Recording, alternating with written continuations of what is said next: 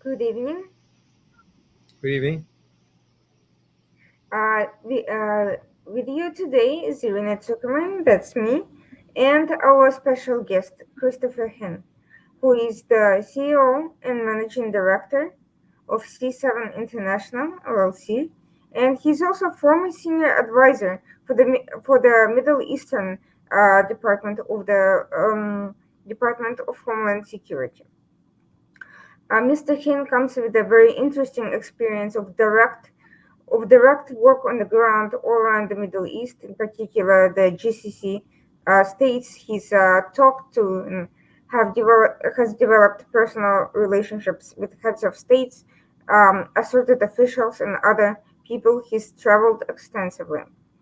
Today's discussion is follows the chain of events in both Middle East and Afghanistan, following what can only be described as a disastrous NATO US-led withdrawal from Afghanistan. A number of questions arose about both the past, the present, and the future of the country and the region. Most recently, President Biden conveyed his gratitude to a number of leaders around the world who have taken part in the evacuation of refugees from the country after Taliban's takeover. In particular, he thanked the Emir of Qatar, Emir Tamim, for his actions in contributing to what President Biden described as his role in the peace process, presumably referring to the U.S. negotiations with Taliban, which had formalized U.S. withdrawal from Afghanistan. That has raised a number of questions um, around the world, including in the Middle East, because Qatar's role in Afghanistan has been, to put it mildly, complicated. Many have faulted Doha for creating an environment that empowered Taliban and has allowed them to come to power. Others claim that Qatar played an important role as a broker and peace builder that has allowed for a somewhat less chaotic transition between the US presence and its emergence away from the country. We will explore which one of these is more likely to be accurate, or neither or both. Um, but we'll start with Christopher Hinn telling us a little bit about himself, his background, and how he came to be a witness to some of these historic events through his relationships around the region. Okay, Christopher, you Irina, can thank you. start off by giving us a little bit of a background. Sure. Thank you first for having me. It's a delight, honor to meet you tonight from Orlando, Florida. I kind of bring an interesting background, not only where I was born, but the years that I've worked in the aviation security world, and then kind of spun from there to other areas of my life that brought me to date. So I was born in Israel. I'm an Israeli by birth. I was born in a little town called Tel Aviv. Left right after the Six-Day War. I was a 14-year-old. My parents are mixture background. I cannot, probably I need an hour to give you their background, but let's put it this way: they're a mixture of Levantine and Middle Easterns of all kind, Greek and background. So grew up in Canada. Started with the airline industry and aviation security, and then went into in-flight service and worked with an airline for roughly 30 years. Allowed me to travel as a young man all over the world. Got, of course, continue my education, but also it gave me a pretty good look at what it is like to meet other individuals, just regular people from all over the world, and established relationships during those times. And then it kind of switched off and started in the tourism business in the Middle East and worked with Israeli governments and the Jordanian government, and got to meet King Abdullah and King Hussein, God bless his soul, and became a good friend with King Abdullah today. and sort of spun off. And after 9/11, I'm fast forwarding, and during that whole time, I was in law enforcement. That's my hobby or love, what I love doing. Didn't know that it's going to come a major player in my life when, after 9/11, I joined the US government as a deputy assistant administrator for TSA. And from there, went on to the senior advisor to the Middle East. So I want to talk a little bit about that because that's sort of where everything over the years, the languages you learn. I speak four fluent languages, brought me to a place where everything I learned, I don't know if it's a God thing or it just happens, that I was able to utilize my aviation security experience, airline experience, tourism experience, business experience into one component of government to learn more about what I needed to do. So they got me involved to foster the relationships between the U.S. government and the 22, including Israel, Arab countries, how we can do better with them to help the entry. Back then, maybe a lot of people don't remember, we had something called NSEERS, the National Security Screening Entry and Exit Registry. It was a complicated issue, and we wanted to do better because we didn't understand all the things that happened during 9/11, and then we started to try to figure out how we can restore some of our friendships and with our allies and do better. So my job was specifically to deal with all the embassies. So that gave me a little bit of an edge, if you will, on to deal with the Arab ambassadors and got to know many of them. And from that, of course, spun off to meeting ministers and royal family members when they came in, and then switched to the intel. When I say intelligence, really is outreach with Homeland Security to help also them understand the Middle East mentality. Are these people truly our enemies? Are they a threat? And who's the threat to our national security? And that was sort of where I worked in between those areas.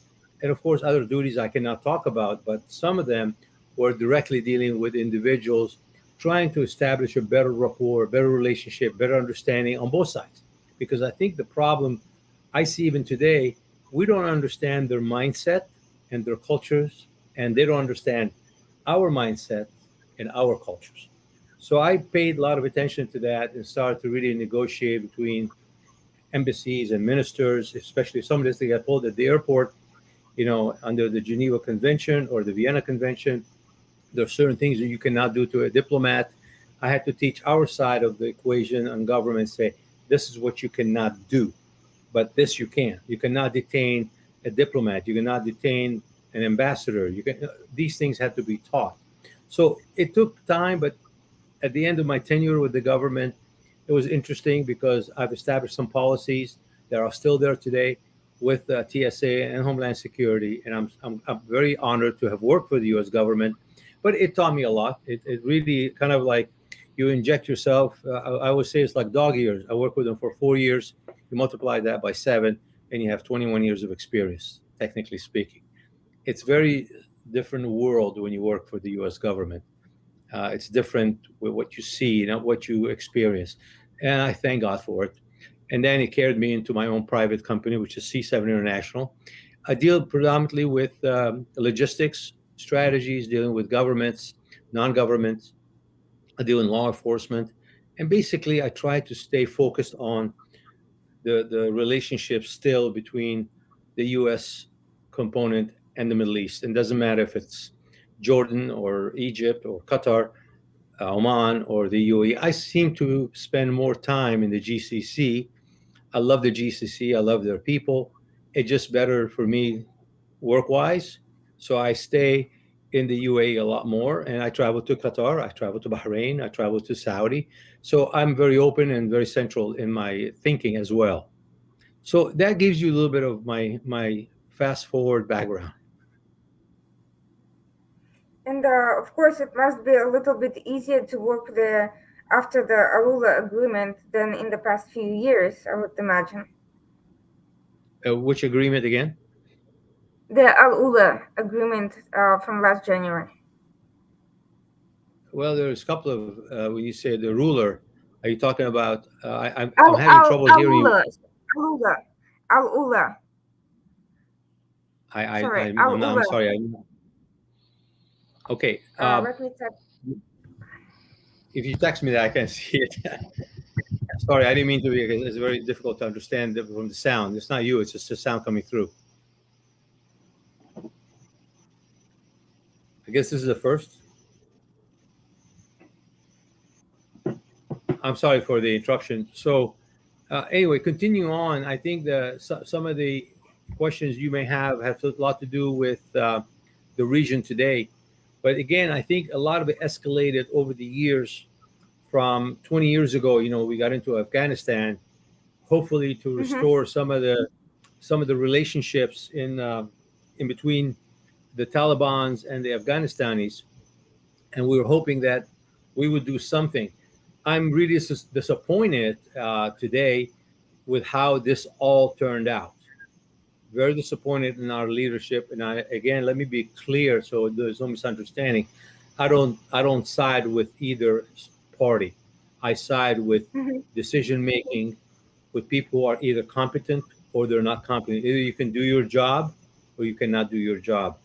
I think some of the leadership today or some of the staffers, they're incompetent in dealing in the Middle East, and they should have not done what they've done without thinking through 5 steps ahead why and what is going to cause and what's going to happen to those people, regardless if they're Americans, Italians, French, anybody out there who doesn't belong in that country. They need to be lifted, evacuated, but it has to be a plan in place. And I think that plan broke down pretty quickly. So before we get to this point and to discussing what went wrong, why and who is doing, a better job versus a worse job in trying to fix it, let's go back to 20 years ago, if not earlier. Let's look at what the original mission. We see we had the terrorist attacks on 9/11. We saw Right. Taliban's collaboration with Al Qaeda in their control in the territories that caused Afghanistan to become a hub of international terrorism. At that Correct. point, we were struggling to preserve our relationships with Middle Eastern countries, and at that point, the focus was pretty much on eliminating um, the position that allowed Al Qaeda to become empowered and to launch those attacks. So that's the essential goal with which we um, looked into Afghanistan until we encountered various difficulties and essentially got stuck. So let's look at that early period of time. The very beginning of the operation. U.S. ends up on the ground, and what what is not really being discussed is what were the Middle Eastern states doing at the time. Now, some of the earliest sources described that Qatar was present in some capacity in terms of its media presence, and the controversy begins with Al Jazeera specifically providing platforms for Al Qaeda during those early operational years, 2001 through 2005 or thereabouts, with a platform to make statements and commentary on what was going on. And some have even described collaboration between supposed journalists in Al Jazeera and Al Qaeda operatives on the ground. What was the sense from the US perspective at the time? What was going on really? What were the other GCC countries doing? How was all of this perceived? Was it even an element of concern for anybody at the time? What was that reality? Well, I can tell you from my experience of what I've seen, and when I made a statement earlier, you cannot just say Mm-hmm. I've been to the Middle East. You have to live the experience. So when you live the experience and you see, my dad taught me a long time ago. He said, if you're going to look at a situation, look at it from four corners of the table, and you'll be able to see the real story. Today we call it 3D, but Mm-hmm. the problem is that when 9/11 happened, we took the position to protecting our national security in our country. We did not know who was who. All we heard is there's so many terrorists flew into our buildings, and we don't know all their origination. And we started to clamp down on everybody with the name Muhammad or Abdullah or Ali or whatever. And we started to Mhm. clamp down on any Middle Eastern country that came into the U.S. Either they were students or people who lived here. But I think we have come so much ahead and long way. But let's not forget, we have caused a fear in the Middle East. Nobody wanted to come to the U.S. For a long, long time because they didn't know what to expect. I mean, you remember people coming here and get stranded at the airport, get stopped, questioned, because even our agents, our custom and border agents or immigration people, did not know what to deal with. We created Arena a very special program. It was to educate the government, our government. After actually I left the government. Who is the threat on the identifying of terrorists? Who are the terrorists? Who are the people we need to look at? It's not the person that walks into the airport wearing a gandora or wearing hijab. He's telling you he's a Middle Eastern. He's not hiding it. But they looked at it as, oh, he's an Arab or he's a Middle Eastern or he's a Muslim or whatever. We're gonna have take him into secondary and interrogate him and send him back. They took a long time to educate themselves. Meanwhile, the Arab countries were in fear to come here because they didn't know what's going to happen to them. People started getting concerned. And if you remember, not till 2003 or 4 and 5 and 6, people started to ease up on coming to the United States and sending their kids we had over 100,000, I believe, Saudi students in the U.S. back then, and thousands of Emiratis and thousands of Qataris, because I dealt with these components. But everybody was not sure. So the U.S. had to take a position to say, we're going to just cut everybody the same way we cut the Japanese in 1945. They put them in camps, we put them in their neighborhoods, and we just watched them. Was that right? I don't cannot tell you I blame the agencies, but at the same time, I think they've gone too far, and that created the fear issue. So today, I mean, a little bit fast forward, we are understanding now how they feel when they got hit. When Jordan got hit, back in, I think I'm trying to think, it was in when they had the bombing in the Radisson and the Hyatt. They had an issue. They didn't know what happened until you have that experience of being targeted. Then you know there's a problem. You got to protect your borders. You have to protect your country. But I think overall, I think the U.S. has done a good job. I would give them probably a C, but I think they get better and better as life moves on, and they're learning more about the culture, understanding about the mindset. In the Middle East, what people look for is honor, respect, and pride. Those are the three major issues. You have to respect the man, his wife, and his family. You cannot separate the man from his family. You cannot separate the mother from her children. And all these things happen, and they did not know that. But again, I don't want to get into too much on this side. You asked me a very specific question. I gave you some answers. But I think overall, today we can say we have come a long way. Now, these countries that we were concerned about are our best allies. You know, UAE, Saudi, Qatar, Bahrain, Oman, Jordan. Yeah, we go through turmoil once in a while, but there is a at the bottom of all this, or at the end of the day, there's some good things are happening between those countries and the United States. And I So think, would you say that? Mhm. go ahead. So would you say at the time when Qatar was sending Al Jazeera to Afghanistan while US was operational on the ground trying to eliminate Al Qaeda, Taliban, and so forth, what was their motivation in providing platform for a terrorist organization that attacked an allied country? So, At the time, US did not yet have the major base that it does in Qatar, but there were already conversations going on about that, and eventually US relocated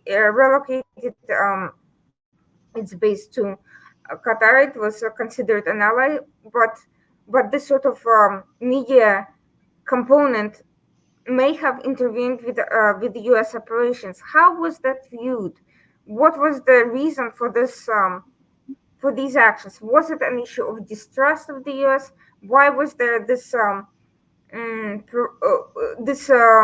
lack of coordination on the treatment of Al Qaeda on the ground between Qatari media and the U.S. operations?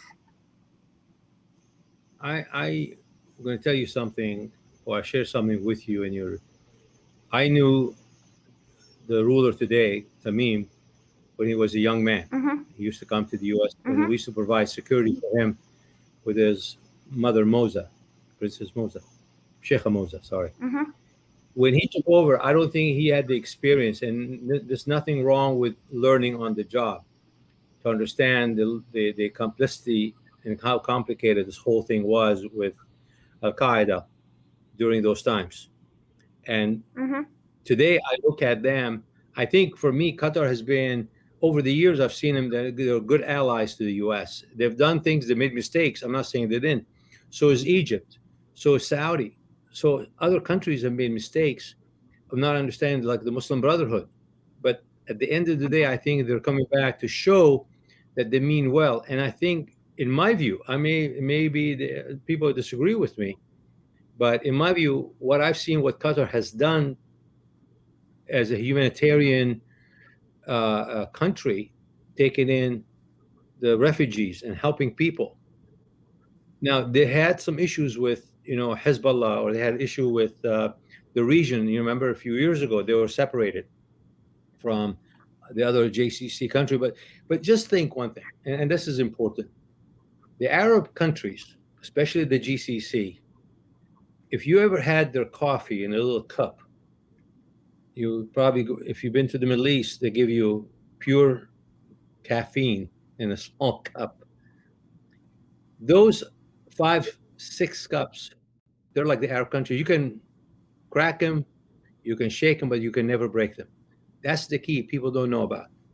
There's an old say in the Middle East or in Arabic, and say my brother and I, no, my cousin, no, excuse me, my brother and I are my cousin, and my cousin and I on the outsiders. And basically says, أنا وأخوي على ابن عمي وأنا ابن عمي على الغريب. Means this is the Arabic translation, and I'm sure people understand it. That's the Arab world. So you don't come between them. And now they're fixing their problems. Last week, Sheikh Mohammed bin Rashid was in Qatar to open his arms to make peace. They're brothers, they're cousins, they're family. But the issue that you're talking about is the country Qatar was in the wrong at one point, but I don't think they were trying to help, but I think the mistake was the experience part. That's my But opinion. I could be totally.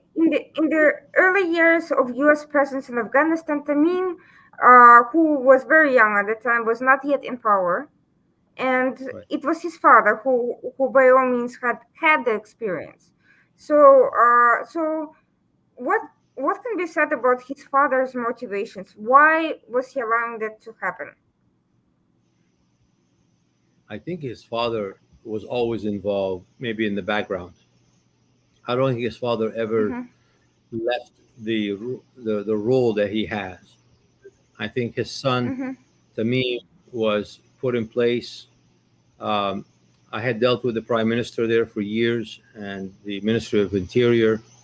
Did some work with them on the law enforcement side. I went to Qatar many, many times. Never felt that they never loved the U.S.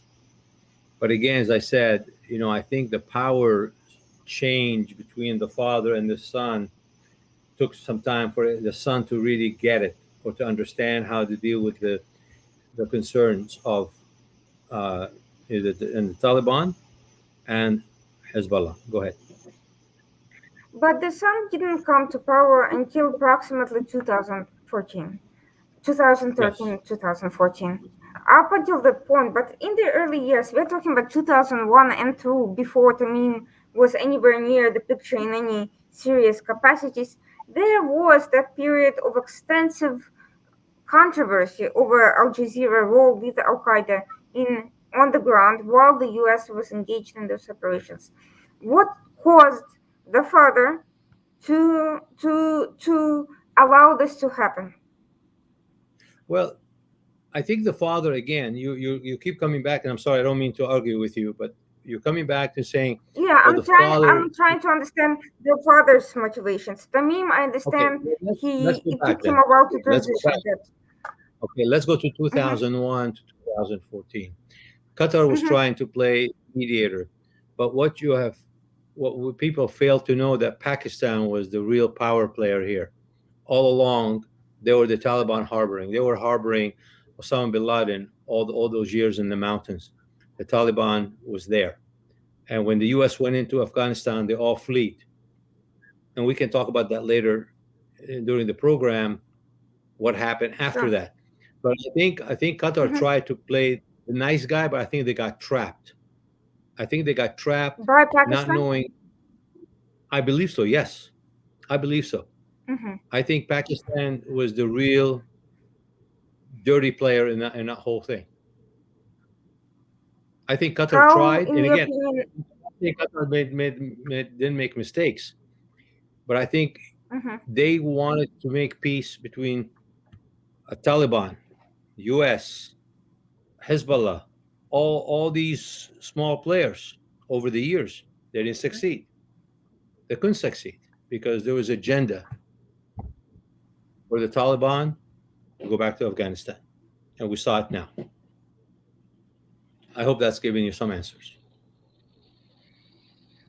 So let's assume for a moment that Qatar's agenda during those early years was to try to be kind of a broker between all the parties that were going on. I can understand um, Taliban, one of the players. I can even understand Hezbollah to some extent. What I don't understand is why give Al Qaeda so much airtime, and wouldn't it be seen as affecting the course of the conflict when the US came in with the purpose of eliminating Al Qaeda, which had just launched terrorist attacks on the US? That's the part You know, that doesn't seem to to essentially um, it doesn't seem to play into the overall picture of even Qatar's own interest in the matter if their interest was to be perceived as a neutral broker for parties trying to come to some sort of an equitable internal solution. you're talking about Taliban, right? That's what we're talking about in this part. Al Qaeda, not Taliban. Al Qaeda Mhm. Okay, then specifically. let's be clear. So Al Qaeda was our enemy. They Hmm. caused 9/11 for us, correct? Hmm. Correct. Osama bin Yes. Laden. So I don't hold them. I hold them responsible for not vetting them through. But I think they gave them harbor. They harbored their Al Qaeda. I think they gave them the platform. You had mentioned Al Jazeera. I don't know much Hmm. about Al Jazeera. All I know they're a raw news source in the Middle East that everybody, a lot of people watch them, like CNN and Fox News and others. But they're different now. They have a Washington bureau and they're making headways and they're changing some of their platform. We're not going to talk about Al Jazeera. Qatar, I believe, again, was trying to make peace with Al Qaeda. I don't think that worked. It didn't work for them. Yeah, they gave him Hmm. a platform. They gave him a place to hide or live, whatever you want to call it. So it's Pakistan. Pakistan did the same thing. Where was Osama bin Laden hiding? In Pakistan. He wasn't in Doha. He wasn't in Dubai. He wasn't in Egypt. He was in Pakistan, and the U.S. government knew it.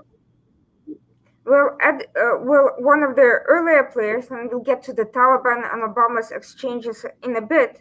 But Khalid Sheikh Mohammed, he did take refuge in Qatar, and he was um, released. So what was all that about? That's hard to argue that at that point they did not know who they were dealing with, or that this was just an issue of trying to play a peacemaker. At that point, this was a known terrorist figure with a past. Why would they I, allow I someone like agree. that to? I agree with you, but let's look. And I'm not pointing fingers at other Arab countries, but they also had harbored terrorist leaders, Hamas or Hezbollah or Muslim Brotherhood or Al Fatah or whoever. Was not only Qatar, was different countries at the time and different times, different places. The U.S., I Fair believe. enough. So mhm, Go ahead. I was just going to say, let's also blame the U.S. We had a president who was not capable. I mean, Obama, great. He was a great person, but I don't think he was a good. Not he was a good president, but I don't think his policy really was good. And George Bush was weak, and mhm, Trump was Trump. And now we have a president, and they all kind of go back and forth. Now, you said something. Obama released the Taliban's from Gitmo, mhm, correct? And he wanted yeah, to shut it down. Well, then we're at fault too. I'm not defending Qatar. Forgive me. I'm not saying. mhm, What I'm saying is, let's point the finger at people who, including the United States, involved in the process.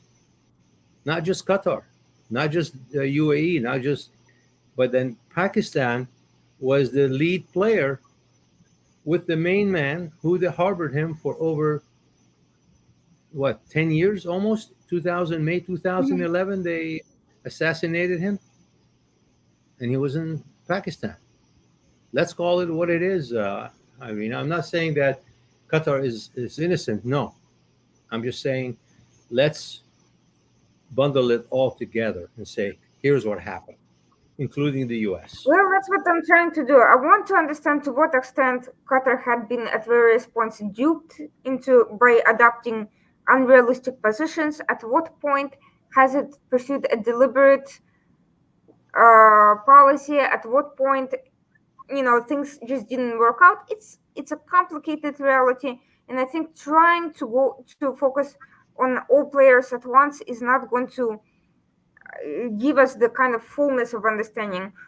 That's why I'm hoping to kind of devote a separate time to discussing the role of Pakistan, which I completely agree with you is by far underplayed in the discussion. And frankly, very few people really talked about ISI's role in corrupting even the US efforts from the very beginning. And I do think it deserves a separate discussion, and I'm hoping to do that in the near future. But the reason I'm focusing on Qatar right now and not on the other states, it's not that the other states did not harbor terrorists or did not do flaws, but because Qatar played a particular role specifically in Afghanistan as a perceived power broker, peace builder, and so forth, whereas other Middle Eastern states played different or smaller roles. They did not necessarily aspire to be seen as power brokers or negotiators or mediators. So yes, Saudi Arabia also played a role there.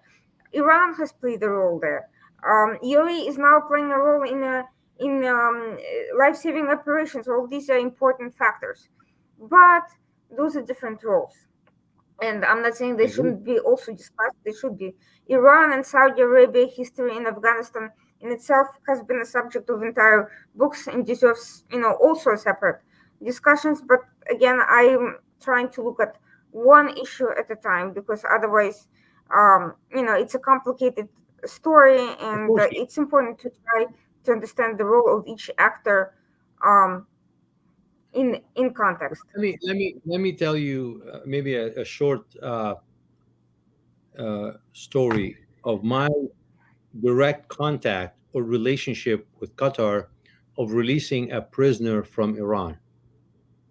There was Hmm. a prisoner, a young man, who was caught in Iran, kept there for 2 years, and I was hired by a firm to try and negotiate his release.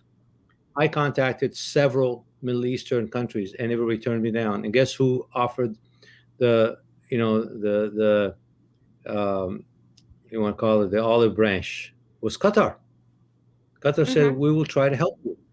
I flew to Qatar with the lawyers, and we sat in their minister office and we talked about this, and they genuinely wanted to help us to release this man.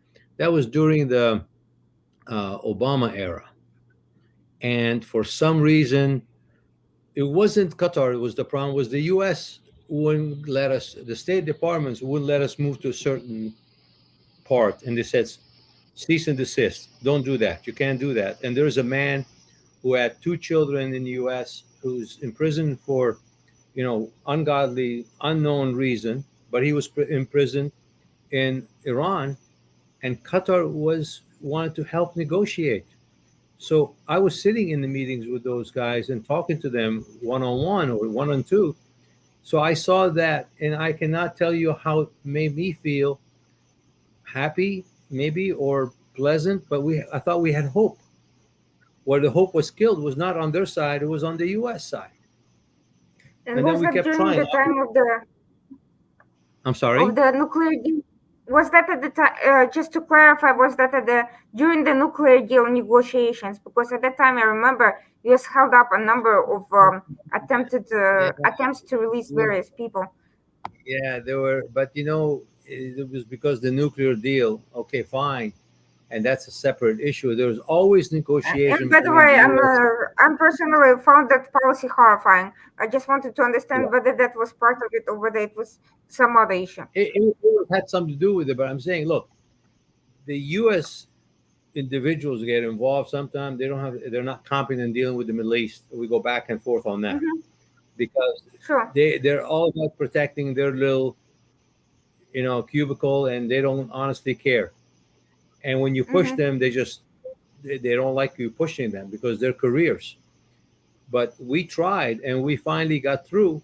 Eventually, he got released, and guess when? At the end of Obama, I believe, in the beginning of Trump, Hmm. uh, presidency, because the lawyers behind it Interesting. were very aggressive and they never gave up. But Hmm. still, the Qatar issue for me personally, I have never seen something I would say, "Wow, I need to bring this out." It's just Hmm. I didn't see it. If I did, I'd be the first to talk about it because I honestly don't. I don't. Not that I don't care, but that's the truth. As I told you in the beginning of our program, Sure. No, I we. understand. I'm going to tell you the way it is. Love me, hate me, that's okay, but that's just the way it Hmm. is. Hmm. Absolutely, that's fine. And I want to ask you the following. Let's go back to Obama for a second and to his release of the Taliban prisoners in exchange for Baghdad. Now, Hmm. at the time, Obama was already speaking about the possibility of withdrawing from Afghanistan, but at the end decided not to do it. Before we get back to what happened to those prisoners afterwards, I am curious what was his reasoning ultimately for not withdrawing at that time? Well, that's a tough subject for me, but I'll tell you my theory. I think Mm-hmm, releasing those people was a mistake, and negotiating for this young man was a bigger mistake because I think he was a disgrace for our country. He left behind his own military, you know, peers, and you don't leave your military soldiers behind. And I think his speech at the White House was a disgrace when he was starting next to Obama. But let's go back to those prisoners that Obama released. You see, the mentality that will never change in the Middle East, especially in those groups that believe in justice their way. They will wait 100 years, they'll come back. They don't forgive, they don't forget. There's three factors. The Israeli mentality is very simple. You attack them within 24 hours, they will precisely hit your house with the name of the individual on the rocket. They've known that for mm-hmm, so many 60, 70 years. They've done that. The Americans will strategize and will hit you, but not as quick. But they will hit you. The Some of those Middle Eastern armies or uh, fighters will wait 100 years to get you, and when they get you, they'll come back for you. And that's what I think Obama did not realize. Letting go these guys out of prison, where are they going to go? They're not going to be put in house arrests in their countries and Afghanistan. They're going to be free.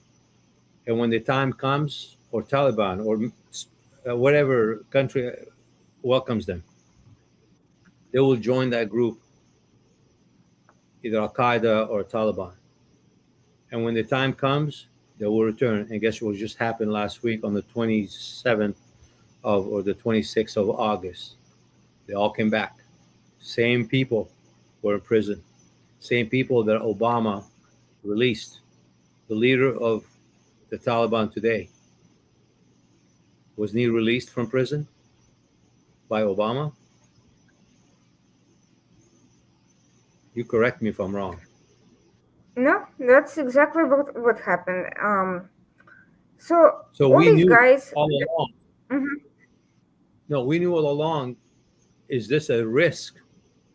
I mean, Guantanamo Bay, he wanted to shut it down, and he exchanged how many prisoners for one guy, who I believe didn't deserve to be freed because of his act of espionage, or his being responsible to the soldiers of the United States government, the military.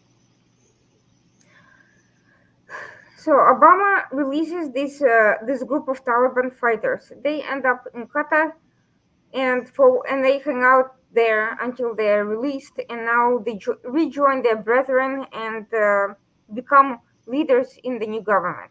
Now let's get How do back to you Taliban as a whole. okay? How do you know they were in Qatar?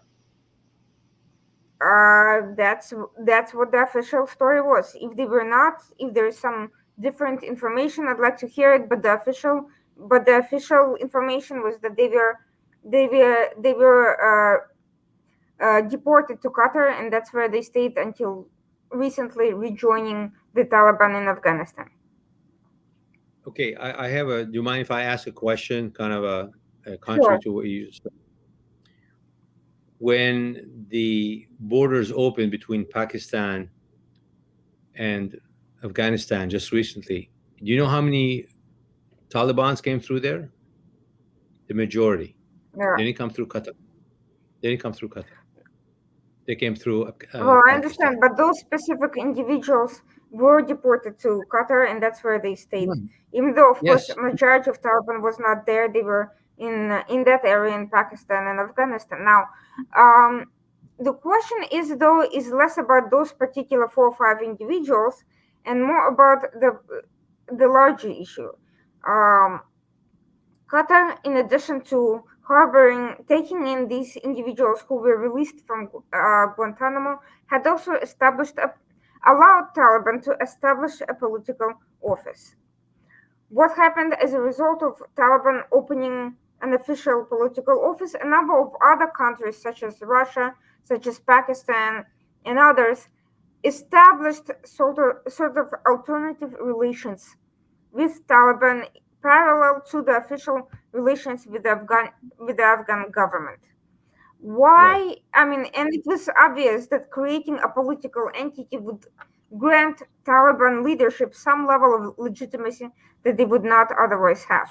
Now, if in the early years you could say that Tamim lacked the political experience for the judgment, as you yourself have pointed out, his father was in the background and at the very least advised behind the scenes. And as the years went on from 2013-14 to 2021, over the course of 7-8 years, it's clear that he would have gained experience to see the growth of political legitimacy with Taliban at the time that they had that office and presence there. So why was that allowed to happen at all? To what end? And what benefit did Qatar have from having Taliban legitimized as opposed to marginalized? wouldn't it make their job in peace building, if that's what their agenda was, in bringing everyone together, harder, given the fact that Taliban is a very hardcore, extreme group?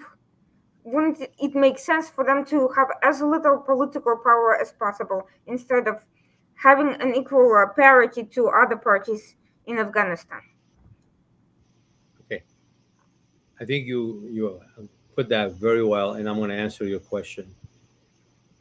History. Uh, I think. Well, let me first touch on the Qataris. I think they Mm-hmm, want to see a reformation of the Taliban for the future governments, future days, that they could probably, hopefully, become more of a stability than a terror group. I believe that. Now, let me go back to history. Let's go back to the 70s when, and I'm not, of course, pointing fingers at that group, the PLO or the Fatah or whatever, but they were considered a terrorist group, and they became a government mm-hmm, or a recognized, you know, entity. Then Hamas ran in elections in Palestine, and they became a government or recognized sovereign government. Hezbollah, all these groups that started, regardless who was behind them, if the U.S. or Israel or Qatar, whoever, they began as a terror group and they got reformed and they become into a government. I believe today uh, the Taliban is focusing on becoming a recognized government accepted by the world. I don't know if that's possible. It could be, but I think that's the push that I've seen from either Qatar or from countries that recognize them, Pakistan, and the U.S. was negotiating with them. So why would for all this time we say we will never negotiate with terrorist groups, correct? mm-hmm. And what are we doing negotiating with the Taliban? Why are we negotiating with them then? Well, that's a good Because question that I myself ask, and personally, I've always asked why would they be considered any less radical than anyone else simply because U.S. wanted to withdraw under Trump and under others. Why would they act as if the group was somehow less radical simply because U.S. had an agenda to withdraw? And I don't have a clear answer to that question. To be honest with you, I don't, I don't, I don't see Hezbollah as having reformed as a result of um, gaining a political no, no, no, presence in Lebanon. no, no, no, I no. don't see the Hezbollah is PA as having reformed as a result of gaining a political body. I have seen them gaining more power as a result and more means to um, get access to money, but I haven't seen them behaving in any way that was any less radical. And as for Taliban, we have seen their actions on the ground in recent weeks. I don't see how they have actually reformed, and furthermore, I don't see what Qatar has done to make them reform. I mean, what these are not, with the IRA hope. we are talking about. With the hope that they will reform. But let's just get one But clear: what? the U.S. never. But hold on, the U.S. never met with Hamas. They never met with Hezbollah, right? They never did. They will never will. But they did meet with Taliban. That's the question I think a lot of people are asking or not asking. Why? Because there must be something. I mean, the President Trump invited the Taliban leader to the White House, correct? And then the Afghanistan leader came to the U.S. And where is he today? He fled, regardless where he went. But he's gone. And you have a Taliban leader who I think, and I'm not for the Taliban, I'm just for figuring out a solution. Sometimes you have to sit with your enemies to find a solution so it doesn't get worse than what it is today. That's the point. But early in the conversation, you pointed out the lack of competence in the leadership of handling some of these issues with Taliban, and I fully agree. Yes, sometimes you do have to sit down with your enemy. That's how they become a, you know, at least not an enemy anymore. But at the very least, you should be gaining something out of that discussion. I don't see what U.S. has gone has gotten out of these negotiations with Taliban because Taliban has violated the terms of the agreement at every level, from Trump Correct. going to now Biden.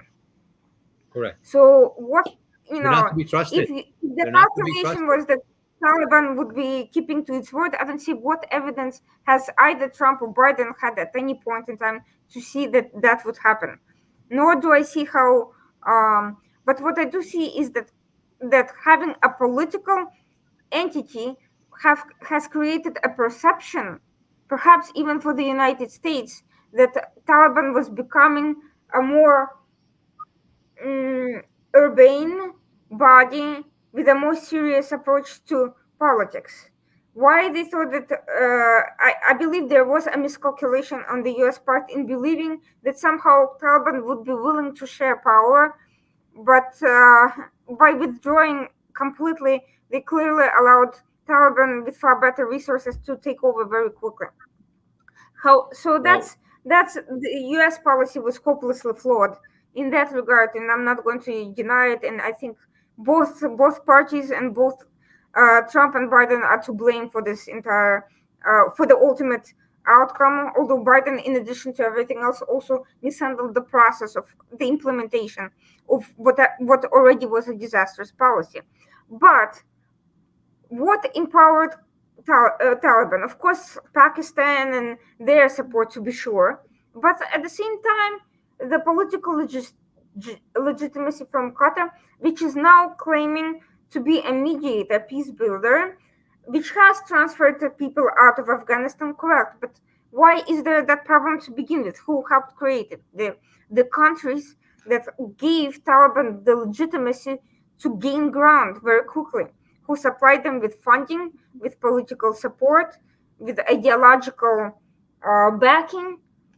The Taliban was not the most popular group in Afghanistan, and they consist and don't you think mostly of one Don't you ethnic think the group. U.S.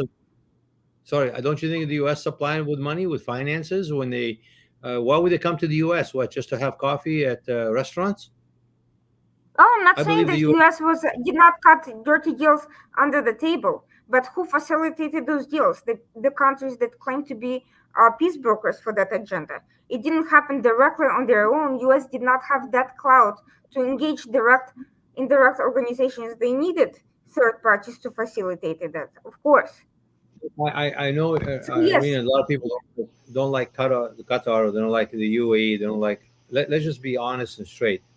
From what I've seen so far, Qatar has done, from what I've seen, I said, not anybody else, what I've seen, mhm, they've done everything they sure. can to support the evacuation, and they brought people into the country, they paid for them. So the UAE, I mean, a lot of things are not spoken about, but let's focus a little bit more about the disaster of what the U.S. government did. By the That's way, where the before we get into that, I wanted to ask one technical question about the process of evacuations. And that was the question I had for that was it coordinated with the US or were those efforts completely independent, whether by Qatar, UAE, or anybody else? look. You and I know nothing gets done without the U.S. being involved. The Okay, U.S. is like that's the fair enough. grandmother on the hill and tells everybody what to do. Okay. She's in control. Okay, I think those countries will share their information on the ground level Mm-hmm. with either intelligence or through our Department of State or through some sort of communication what they're going to do. They were able to do more than we expected them to do because of the timeline. So the answer is, of course, the U.S. knows about what's going on. The failure is, why couldn't they do this earlier, and why they made it And so that's difficult? And that's the question that I have for you. Do you believe that all of it is attributable exclusively to incompetence and mismanagement? Or do you believe that there was some level of background intent to let it become as destructive as possible? For instance, do you believe that the negotiations with Iran may have played a part in the way this was handled? Were there any other factors that could have motivated the US to um, abstain from evacuations? It's one thing to just not plan well, to have a mismanagement disaster. The other, a completely different issue, is to put up obstacles in the way when they are not necessary. So that takes a level of intent. So my question is, what do you think? Do you think there was some agenda in letting it be disastrous? Do you think it's just a matter of logistical, mess and incompetence? Well, let me just touch on something. You know, I always fought over the years when I was with the government about being proactive. You know, let's just take history itself. The Israelis knew when the Six-Day War was going to start. They were surprised in 1973. But the Six-Day War in 1967 was, they knew all what is going to happen. So they were proactive. And through the years, the Israelis were proactive. We're the opposite. When 9/11 happened, we knew about it. No, I don't Mm-hmm. believe anybody told me we did not know. We knew about it, but we didn't. We were not proactive. We said, "Oh, inshallah, we'll see what happens."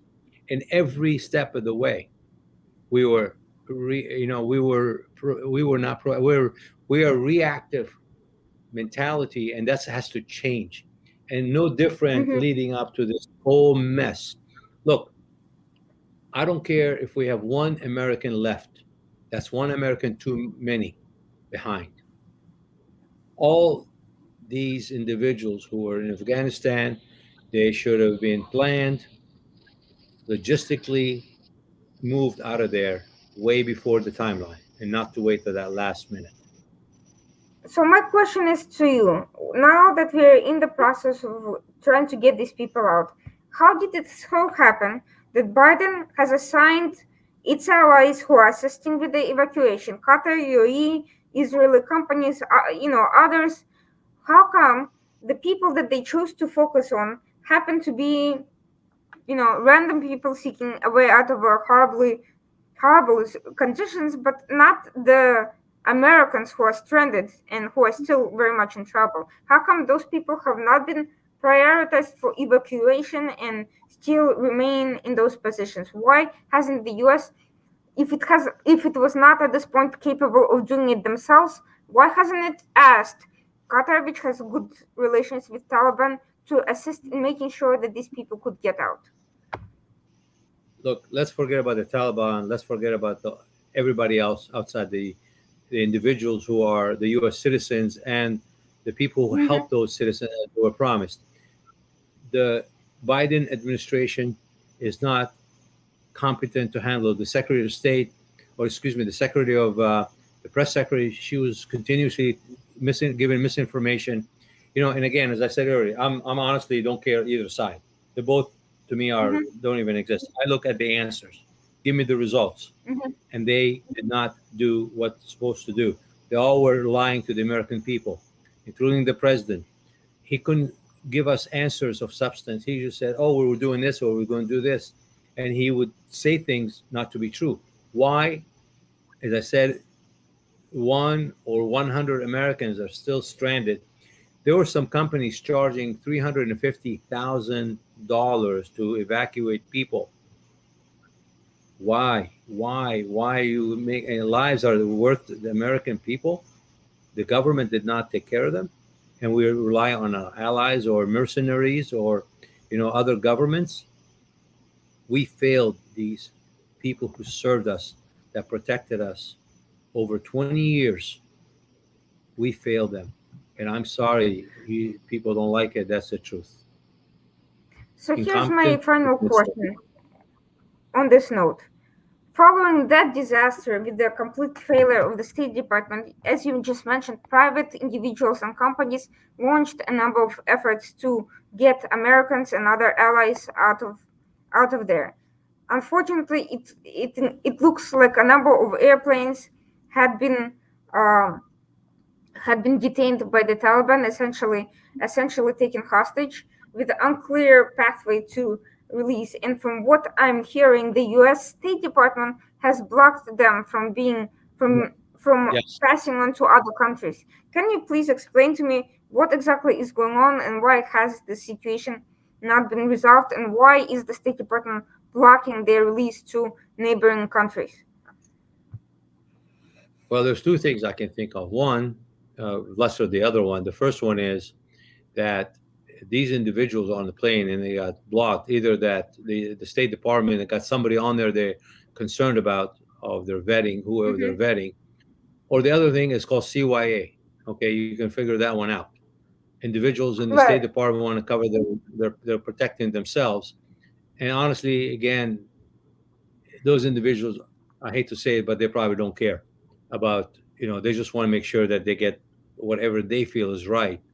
Regardless, I think those aircraft should have been released, even to put it in a zone, a buffer zone where these people can be vetted without holding Americans on those flights. And I still don't have the answer. Don't know why. I was reading the same article you were talking about today, and I was shaking my head. Why are you blocking? Are you putting people like on death row just because you cannot do your job, or what is it?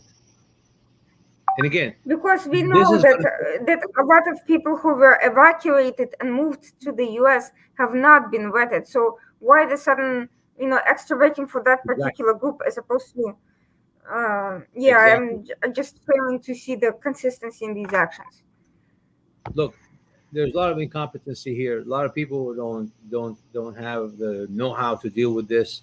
They were put in charge, and I'm sorry, and I'm not disrespecting our president or his office. I'm disrespecting the individuals or have concern on the individuals who are not competent to do a job. It's like you're trying to ask me to fly an F-16. I've never flown one before, but you say, I want you to fly it. I will tell you I can't, but you ask me to fly, I'm going to crash, and that's what happened. They crashed, unfortunately. Well, That's you know, terrible.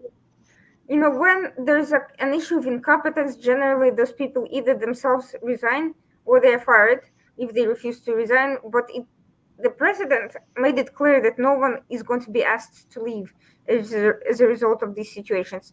How is that possible? That after, and furthermore, he went on record saying that the operation was largely a phenomenal success and a victory, and so on and so forth. Okay. So, all right, fine. Yes. Let's attribute that part to CYA, but why not reform the process following, a failure, even privately, even by having people reassigned to other duties if not completely fired?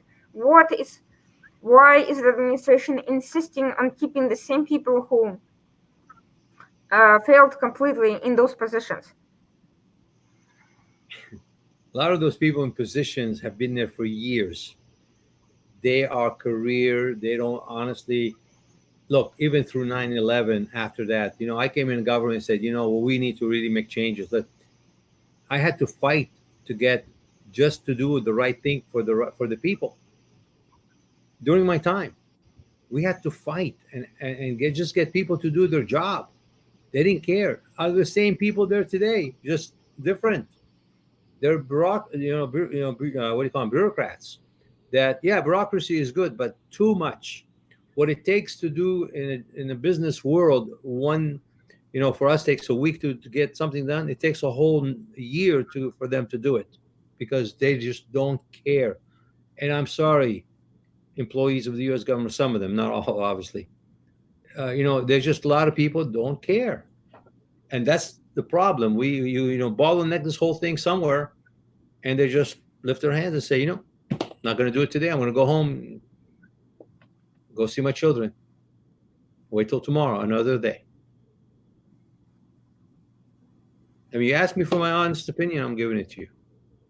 But let's not talk about these career bureaucrats, but talk about political appointees like the Secretary of States, the Secretary of Defense, who, as I pointed out at this point, his face should probably be on a milk carton. Where is he?